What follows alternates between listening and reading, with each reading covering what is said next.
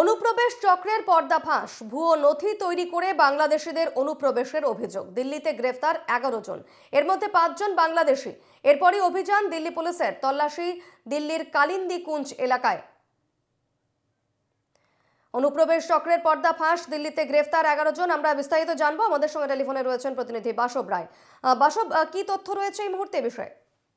ঘটনা হচ্ছে যে দিল্লি থেকে এই যেসব জায়গায় অনেকদিন ধরেই কেন্দ্রীয় সরকারের পক্ষ থেকে বলা হচ্ছে দিল্লিতে বাংলাদেশি ও রোহিঙ্গা ভরে গেছে এবং তার প্রতিবাদ করে আসছে দিল্লির যে শাসন ক্ষমতা এখন আছে আম আদমি পার্টি।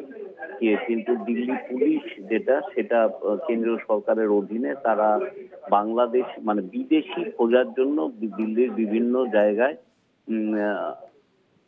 অভিযান চালিয়েছে। তো গত কয়েকদিনে দেখা গেছে দিল্লি থেকে 8 থেকে 10 জন বাংলাদেশি ধরা পড়েছে। এবং শুধু দিল্লি না, অসমে গত 7-8 দিনে বাংলাদেশি ধরা পড়েছে এরকম 16 জন, যাদের আবার ওপারে পাঠিয়ে দেওয়া হয়েছে। বাংলা থেকেও এরকম মাঝে মাঝে খবর পাওয়া যাচ্ছে বাংলাদেশি ধরেছে। গতকাল না পরশুদিন রাতে মহারাষ্ট্রের ঠানে থেকে 8 জন বাংলাদেশিকে ধরা হয়েছে।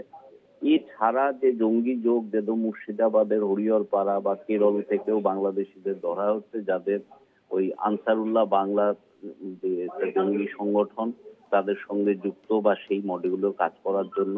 তা দেশ জুড়েই এটা দেখা যাচ্ছে যে বাংলাদেশিদের ধরা হচ্ছে। এদের মধ্যে কেউ কেউ জঙ্গিবাদের সঙ্গে যুক্ত। কিন্তু দিল্লি থেকে যারা ধরা পড়েছে বা অসম থেকে যারা ধরা পড়েছে, এরা কিন্তু কেউই জঙ্গির সঙ্গে নেই। বাংলাদেশের অর্থনীতি এবং সামাজিক অবস্থা যে টালমাটাল সময়ের মধ্যে দিয়ে এখন যাচ্ছে, তাতে বাংলাদেশের গরিব মুসলমানরা খুব স্বাভাবিকভাবেই ভারতে প্রবেশ করছে, কারণ ভারতে এখনো গণতন্ত্র টিকে আছে বলে আপনার সামাজিক অবস্থাটা স্থিতিশীল এবং অর্থনীতির অবস্থাও খুব গোলমাল নেই। ফলত বাংলাদেশিরা আসছে, ধরা পড়ছে, এর মধ্যেও কেউ কেউ থেকেও যাচ্ছে।